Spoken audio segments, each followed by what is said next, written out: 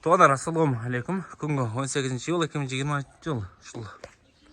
Сол сатылады. Жашы 6 жоғын жол пікілген. Жүні каштан свет. Құлақтары жалбырақ. Басыдағы жөнді шығып жетады. Басыны 22 мың сұрап жетаткен. Дәрегі Жалбата болса, Сузақ районы Барпы айлық үкіметіне қарашты Комсомол айылына тұрады.